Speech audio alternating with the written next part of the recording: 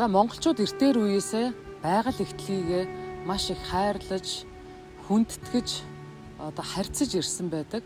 Байгалийн хишгийг маш их хүртэж гэн гэдгээ мэддэг.